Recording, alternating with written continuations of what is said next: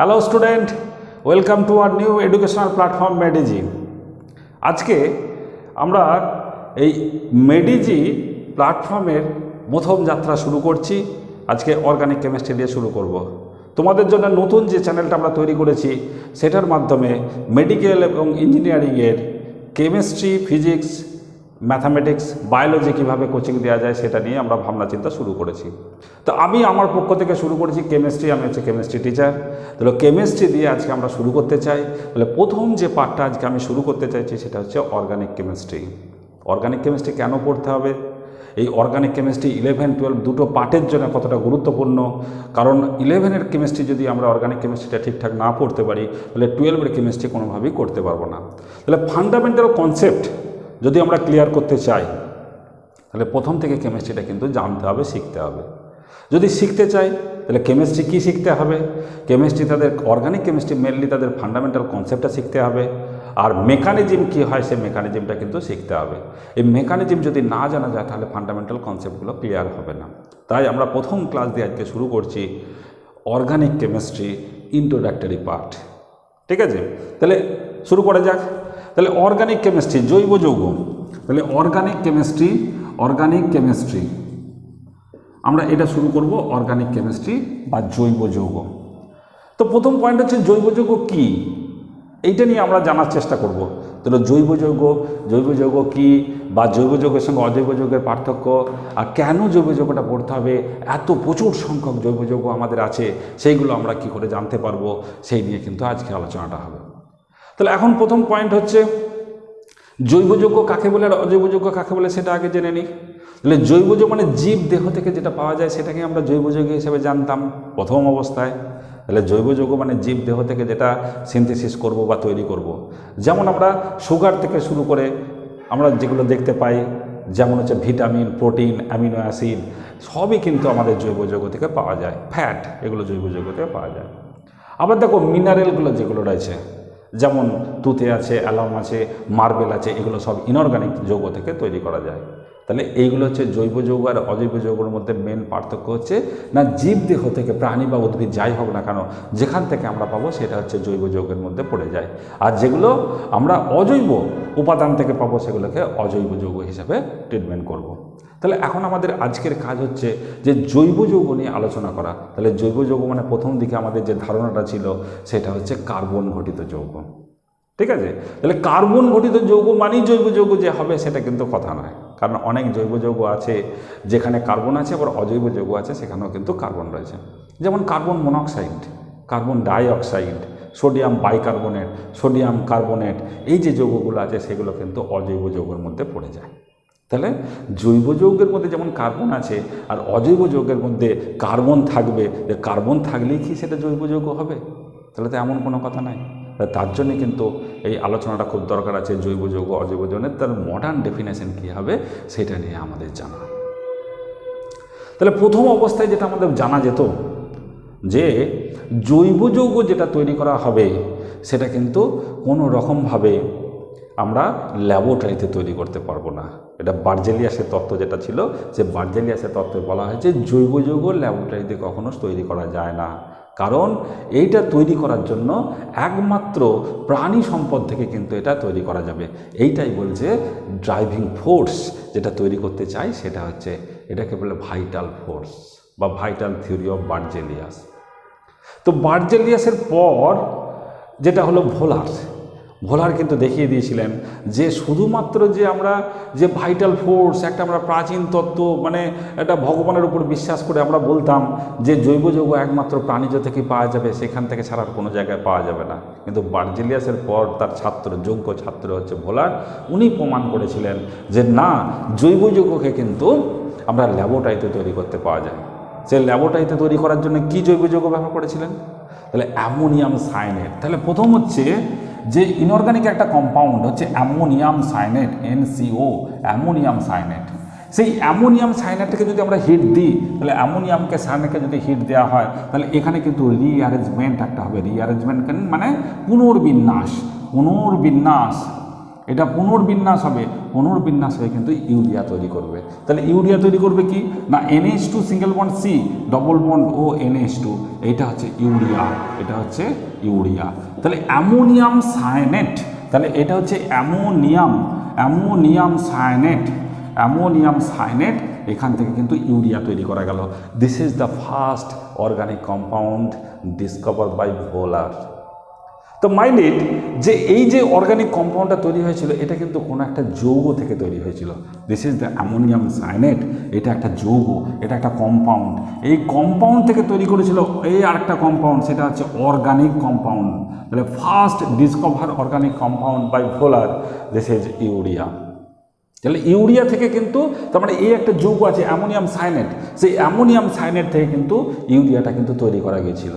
তাহলে ammonium cyanate থেকে যে তৈরি হলো সেটা একটা যৌগ থেকে, কিন্তু প্রথম মৌল থেকে যেটা জৈব যৌগ তৈরি করা হয়েছিল সেটা হচ্ছে কার্বন থেকে, সেটা হলো মিথেন এবং অ্যাসিটিক অ্যাসিড। তাহলে এখানে দুরকম কোশ্চেন হতে পারে যে প্রথম জৈব যৌগ যেটা তৈরি হলো যৌগ থেকে তৈরি হয়েছিল, কম্পাউন্ড থেকে তৈরি হয়েছিল, সেটার নাম হচ্ছে ইউরিয়া।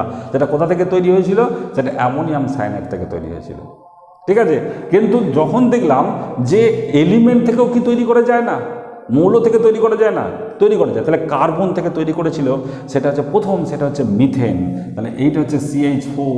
আবার অ্যাসিডিক অ্যাসিড, এটা হচ্ছে ল্যাবরেটরিতে তৈরি করা গিয়েছিল, কোথা থেকে না কার্বন থেকে তৈরি করা গিয়েছিল।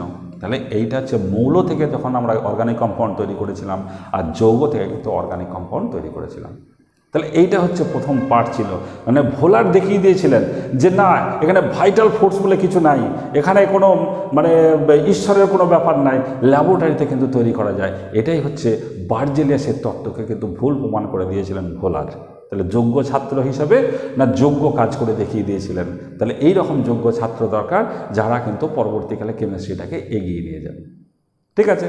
তাহলে এখানে ছিল তাহলে আমাদের আগেকারের ধারণা যে জৈব যৌগ কী হবে, কার্বন ঘটিত যৌগ থাকলেই যে জৈব যৌগ হবে, সেইটার এখন ব্যাপার আছে যে মডার্ন ডেফিনেশনটা কী হলো তাহলে।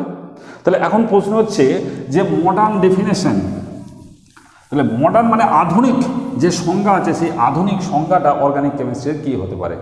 তাহলে আধুনিক সংজ্ঞা, তাহলে মডার্ন ডেফিনেশন, তাহলে মডার্ন ডেফিনেশন, তাহলে ডেফিনেশন অফ অর্গানিক কম্পাউন্ড। তাহলে জৈব যৌগের মডার্ন ডেফিনেশনটা কী হতে পারে, তাহলে কার্বন থেকে তো পাবোই, তাহলে কার্বন থাকতেই হবে। তাহলে কার্বনের সঙ্গে হাইড্রোজেন, যদি কার্বন আর এই হাইড্রোজেন যোগ হয়ে কী তৈরি করবে না হাইড্রোকার্বন। হাইড্রোকার্বন এটা একটা ফিক্সড রেশিওতে থাকবে, ফিক্সড রেশিও। তাহলে এইটা হচ্ছে হাইড্রোকার্বন তৈরি করবে। তাহলে কার্বন আর হাইড্রোজেন মিলে যে হাইড্রোকার্বন তৈরি করবে সেটা হচ্ছে অর্গানিক কম্পাউন্ড।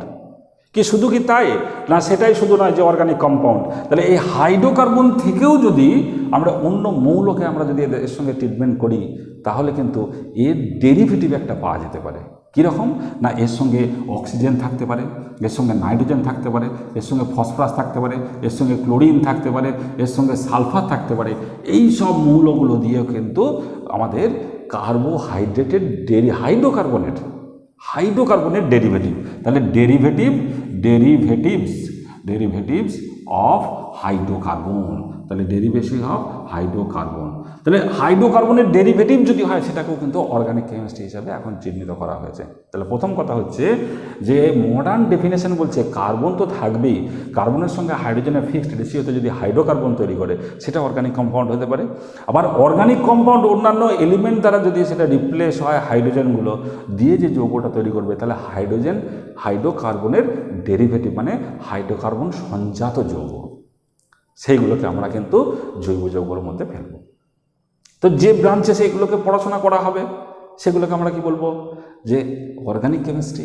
তাহলে অর্গানিক যৌগ থেকে যে স্টাডিটা করা যাবে সেটাই হচ্ছে অর্গানিক কেমিস্ট্রি হিসেবে চিহ্নিত করা হবে। তাহলে এইটাই হচ্ছে modern definition of organic chemistry. তাহলে অর্গানিক কেমিস্ট্রি জানতে হলে কিন্তু আমাদের সঠিক তথ্যগুলো কিন্তু জানতে হবে। তাহলে এখন প্রশ্ন হচ্ছে তাহলে অর্গানিক কেমিস্ট্রির যৌগের সংখ্যা হচ্ছে মানে প্রচুর মিলিয়ন ট্রিলিয়ন এরকম হতে পারে, কিন্তু এটা আমি পরবর্তীকালে দেখাবো যে অর্গানিক কেমিস্ট্রি কেন এত হিউজ অ্যামাউন্ট যৌগ কিন্তু তৈরি করতে পারে। তাহলে মডার্ন ডেফিনেশন থেকে আমরা জানতে পারছি এবারে কি না, এবারে প্রশ্ন হচ্ছে যে কার্বন কেন এত বেশি সংখ্যক যৌগ তৈরি করতে পারে।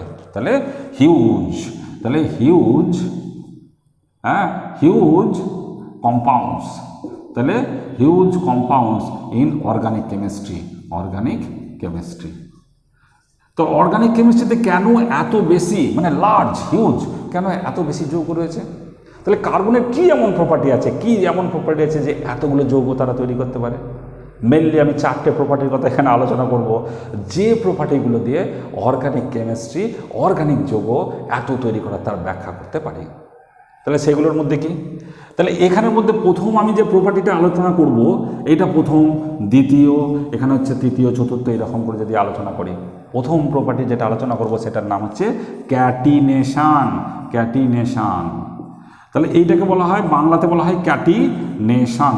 তাহলে ক্যাটিনেশন, তাহলে 1 নম্বর প্রপার্টি কি না ক্যাটিনেশন। তাহলে ক্যাটিনেশন ধর্ম থাকার জন্য অর্গানিক কেমিস্ট্রির যে যৌগ সংখ্যা কিন্তু লার্জ, মিলিয়ন, ট্রিলিয়ন এরকম যৌগ সংখ্যা কিন্তু আমরা পেতে পারি। তাহলে প্রথম পয়েন্ট হচ্ছে ক্যাটিনেশন। তাহলে ক্যাটিনেশন প্রপার্টি কি না, ক্যাটিনেশন মানে self linking, this is called self linking. এটাকে আমরা বলবো কি self linking, self linking property. Self linking property মানে কি, মানে যারা নিজেদের মধ্যে carbon carbon carbon carbon chain তৈরি করতে পারবে, ব্রাঞ্চ তৈরি করতে পারবে, আবার ক্লোজ চেন স্ট্রাকচার মানে সাইক্লিক স্ট্রাকচার করতে পারে ডিফারেন্ট সাইজে, তাদের সেই প্রপার্টিটাকে আমরা ক্যাটিনেশন প্রপার্টি বলতে পারি। তাহলে প্রথম কথা হচ্ছে ক্যাটিনেশন প্রপার্টি, ঠিক আছে। 2 নম্বর পয়েন্ট হচ্ছে মাল্টিপল বন্ড ফরমেশন। তাহলে বলছি মাল্টিপল বন্ড ফরমেশন। 2 নম্বর হচ্ছে মাল্টিপল বন্ড ফরমেশন, মানে এই যে পয়েন্টটা ক্যাটিনেশন পয়েন্টের কথা আলোচনা করছি, তারপরে দ্বিতীয় পয়েন্ট আমি আলোচনা করছি মাল্টিপল বন্ড ফরমেশন।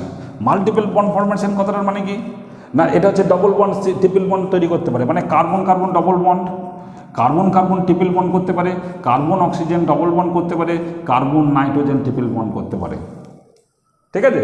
তাহলে এই যে মাল্টিপল বন্ড ফরমেশনের যে প্রপার্টিটা রয়েছে, তার জন্য কিন্তু হিউজ অ্যামাউন্ট অফ কম্পাউন্ড কিন্তু আমি অর্গানিক কেমিস্ট্রিতে পেতে পারি। তাহলে প্রথম হচ্ছে কি ক্যাটিনেশন, সেলফ লিঙ্কিং, এগুলো নিয়ে আমি ডিটেলস আলোচনা করবো, আর মাল্টিপল বন্ড ফরমেশনের কথা বলবো। তাহলে 3 নম্বর পয়েন্ট হচ্ছে ইলেকট্রোনেগেটিভিটি। কার্বনের বলছে না, কার্বনের প্রপার্টি হিউজ কম্পাউন্ড, মানে এখানে কার্বন, এই কার্বনের এই প্রপার্টিগুলোর জন্যই কিন্তু এতগুলো কার্বন তার জন্য রেসপন্সিবল। কার্বন এত কিছু কাণ্ড করতে পারে, তার রেসপন্সিবিলিটি শুধু কার্বনের জন্য। তাহলে কীরকম না, এখানে বলছে ইলেকট্রোনেগেটিভিটি, ইলেকট্রোনেগেটিভিটি ইএন আমি সংক্ষেপে বলি, অ্যান্ড বন্ড স্ট্রেংথ, মানে কার্বনের ইলেকট্রোনেগেটিভিটিটা হচ্ছে যে এমন একটা প্রপার্টি, যে প্রপার্টি তার পাশাপাশি কিছু মৌল আছে, যেমন hydrogen, nitrogen, oxygen, chlorine, sulphur, এইগুলোর কিন্তু খুব ক্লোজ, হ্যাঁ, এই ক্লোজ থাকার জন্য কিন্তু তারা কিন্তু এই যে ইলেকট্রোনেগেটিভিটির জন্য আর তারা বন্ডটা যেটা তৈরি করতে পারে আদার্স এলিমেন্টের সঙ্গে, তাদের বন্ডের স্ট্রেংথটা কিন্তু খুব ভালো হয়। তাহলে বন্ড স্ট্রেংথ যদি ভালো হয়, তাহলে বন্ড ভাঙতে কিন্তু শক্তি লাগবে বেশি। এটাও কিন্তু একটা কারণ যে তাদের যে ইলেকট্রোনেগেটিভিটির যে কাছাকাছি, যেমন হাইড্রোজেন হচ্ছে 2.1, আবার যে আমরা মানে অক্সিজেনের বলছি, আবার ক্লোরিনের বলছি, নাইট্রোজেনের বলছি, তারা কিন্তু ক্লোজ ইলেকট্রোনেগেটিভিটি আছে, তার জন্য তাদের বন্ডগুলো কিন্তু স্ট্রেংথ খুব ভালো হয়। তাহলে এখানে হচ্ছে ইলেকট্রোনেগেটিভিটি আর তার বন্ড স্ট্রেংথটা খুব ভালো হওয়ার জন্য, এটাও কিন্তু অর্গানিক কেমিস্ট্রিতে প্রচুর সংখ্যক যৌগ তৈরি করার জন্য, যৌগ তৈরি করার জন্য রেসপন্সিবল, ঠিক আছে। তাহলে 3 নম্বর পয়েন্ট আলোচনা হলো। তাহলে প্রথম কি না ক্যাটিনেশন, সেলফ লিঙ্কিং কি না একটা কার্বন কার্বন কার্বন চেন তৈরি করতে পারে। 2 নম্বর কি তার ব্রাঞ্চ, গাছের যেমন শাখা প্রশাখা থেকে সেরকম ব্রাঞ্চ তৈরি করতে পারে, আবার কি একটা বৃত্ত তৈরি করতে পারে, ওপেন চেন থেকে ক্লোজ চেন করতে পারে বিভিন্ন সাইজের, 4, 5, 6, 7 এরকম হচ্ছে রিং তৈরি করতে পারে। 2 নম্বর হচ্ছে মাল্টিপল বন্ড, ডবল বন্ড এবং ট্রিপল বন্ড, কার সঙ্গে না carbon carbon, carbon oxygen, carbon nitrogen. 3 নম্বর হচ্ছে ইলেকট্রোনেগেটিভিটি কি না, ইলেকট্রোনেগেটিভিটি হচ্ছে attracting power towards itself electron পেয়ারকে ইন দ্য বন্ডিং স্টেট, তাই তো। তাহলে সেখানে ইলেকট্রোনেগেটিভিটি যদি খুব ক্লোজ হয় আদার্স এলিমেন্টে, তাদের ক্ষেত্রে কিন্তু বন্ডার স্ট্রেংথ কিন্তু ভালো থাকবে। তার জন্য এখানে নাইট্রোজেন থাকতে পারে, ফসফরাস থাকতে পারে, ক্লোরিন থাকতে পারে, হাইড্রোজেন থাকতে পারে, আর কি না সালফার থাকতে পারে। এদের ইলেকট্রোনেগেটিভিটিগুলো মোটামুটি কম্পেয়ারেবল, তাদের কাছাকাছি থাকার জন্য বন্ড স্ট্রেনটা কিন্তু খুব ভালো হয়। Last and final, this is isomerism. তাহলে এটা কি বলা হয়? আইসোমেরিজম। আইসোমেরিজম, এই isomerism, can you believe it, যে কতগুলো আইসোমার হতে পারে? একটা কার্বন থাকলে, 10টা কার্বন থাকলে, 20টা কার্বন থাকলে তাদের কত রকম আইসোমার হতে পারে, সেই আইসোমারের সংখ্যা কত হতে পারে সেটাও কিন্তু আমরা কিন্তু এখান থেকে আইডেন্টিফাই করতে পারি। মানে কার্বন যে যৌগগুলো তৈরি করছে সেই যৌগগুলো এই আইসোমেরিজম প্রসেসের মাধ্যমে অনেক কিন্তু কম্পাউন্ড তৈরি করতে পারে। যেমন যদি ধরো C8, আমি যদি আলোচনা করি C8, 8টা যদি কার্বন থাকে তার আইসোমারের সংখ্যা হবে 18টা। তাহলে 8টা যদি থাকে 18টা। C10 যদি থাকে তাহলে তার হচ্ছে 75। Can you believe it? যদি 8টা কার্বন থাকে তার 18টা আইসোমার হচ্ছে, আর যদি 10 থাকে তাহলে তার আইসোমার হচ্ছে 75। কত গুণ বেড়ে গেল।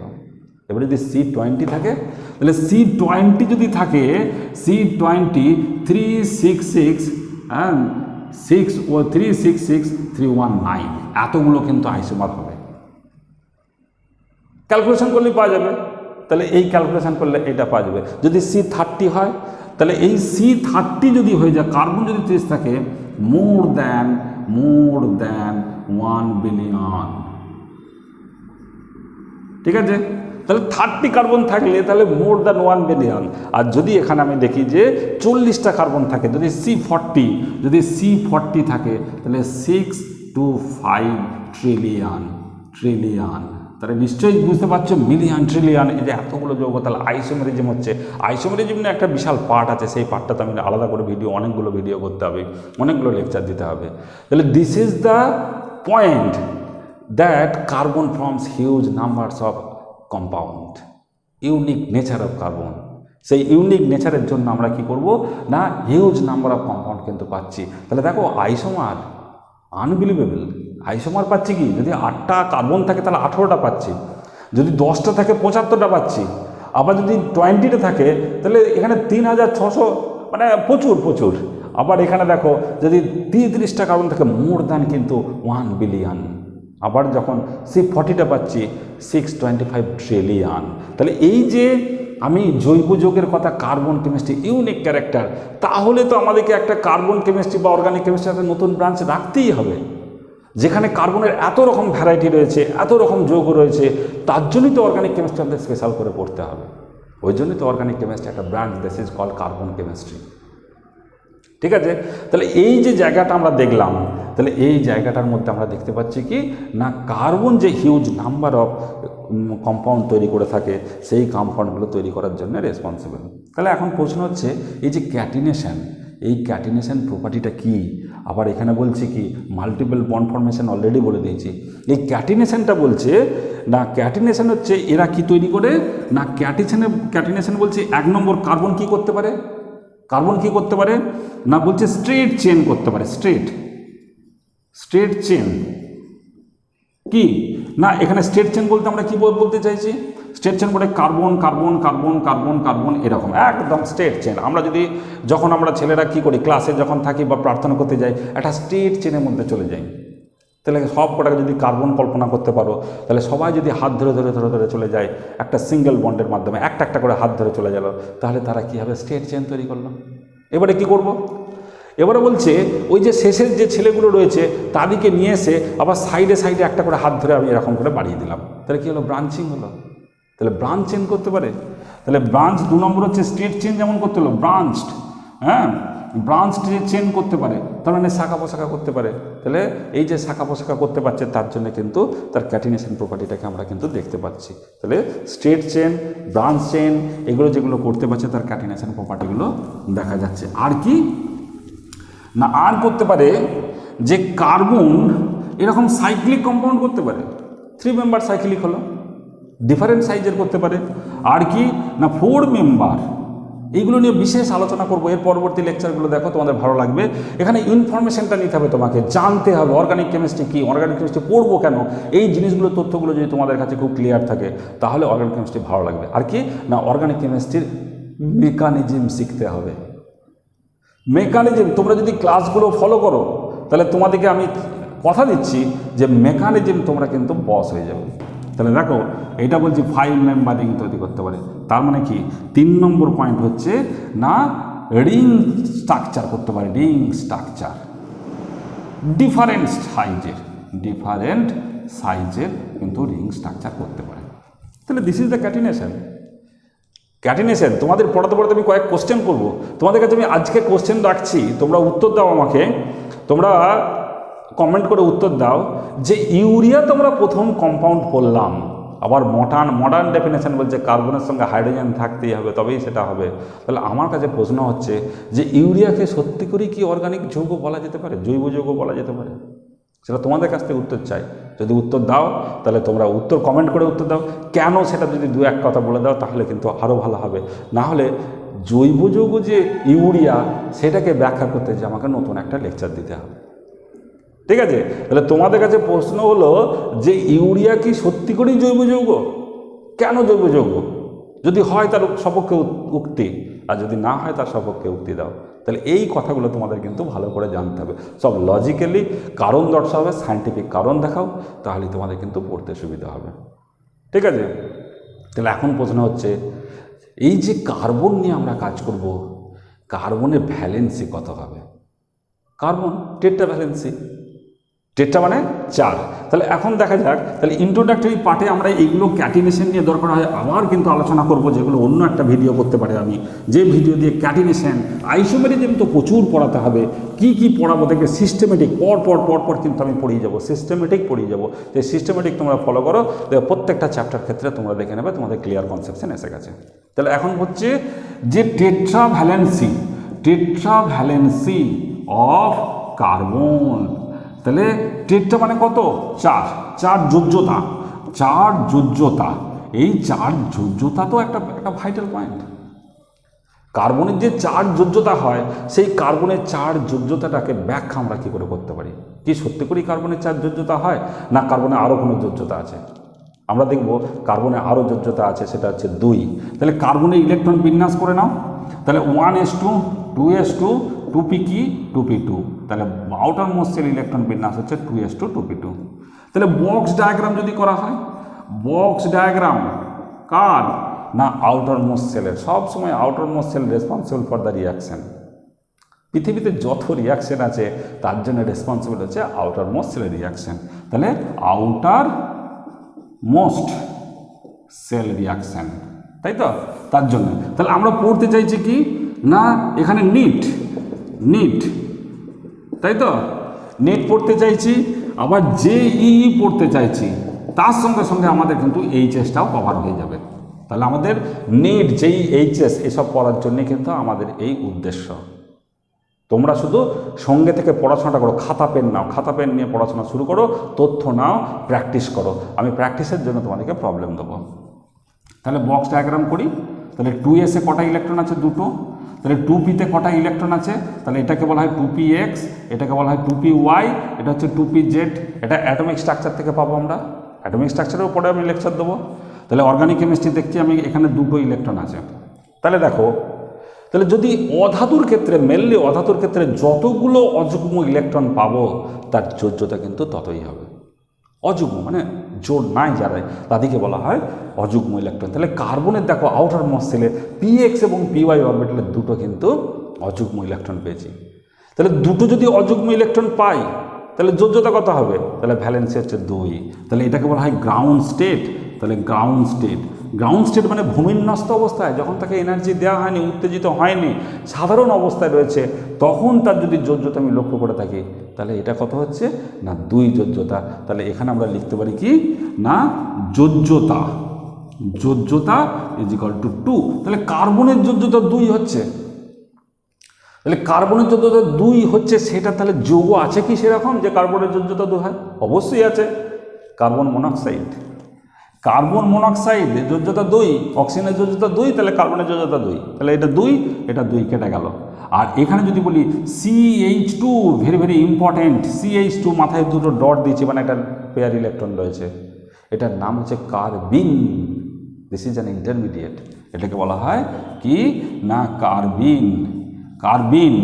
আর একটা বলি CCl2 মাথায় ডট আছে, এটার নাম হচ্ছে ডাইক্লোরোকার্বিন, এটার নাম হচ্ছে ডাইক্লোরোকার্বিন। তাহলে আমরা পাচ্ছি কি 3টে পেয়েছি এখানে, যে কার্বনের ভ্যালেন্সি হচ্ছে 2, কোথায় না কার্বন মনোক্সাইডে কার্বন ভ্যালেন্সি 2, কার্বন এটা হচ্ছে CH2, এটা মনে হয় কার্বিন, দিস ইজ অ্যান ইন্টারমিডিয়েট, আমি ইন্টারমিডিয়েট নিয়ে অনেক কথা বলবো এর পরবর্তী ভিডিওতে দেখবে।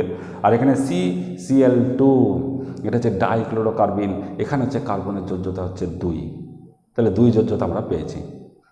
আর কি না এরপরে যদি একে এক্সাইটেড স্টেট করি, তার মানে যখন বন্ড ফরমেশন হবে মানে কি রিয়াকশনটা করবে, এনার্জি পাচ্ছে, সেই এনার্জি পেলে কি হবে, এই একটা ইলেকট্রন কিন্তু 2p জেডে কিন্তু ট্রান্সফার হবে, স্থানান্তরিত হবে। তাহলে 2p জেডে যদি স্থানান্তরিত হয় তাহলে কি হবে না 2s এর একটা ইলেকট্রন রইল, 2pতে কটা ইলেকট্রন থাকবে, এই একটা, তার মানে 2px 2py আর হচ্ছে 2pz, সব কটা ডিজেনারেট, মানে 2 নম্বর কক্ষপথে সব কটাই রয়েছে। তাহলে কটা অযুগ্ম ইলেকট্রন হলো এখন 4টে, এই একটা, টোটাল 4টে অযুগ্ম ইলেকট্রন রয়েছে। তাহলে 4টে যদি অযুগ্ম ইলেকট্রন থাকে তাহলে যোজ্যতা কত হবে না এখানে যোজ্যতা কত হলো না যোজ্যতা হচ্ছে 4। তাহলে কার্বনের যোজ্যতা কখন 4 পাবো না উত্তেজিত অবস্থাতে 4 পাবো, যখন বিক্রিয়াকালীন রিয়াকশানে পাবো আমরা, কিন্তু যারা বিক্রিয়া করার পরে তারা কিন্তু 4 যোজ্যতা দেখাবে। তাহলে টেট্রা মানে 4 valency, this is the unique nature of carbon.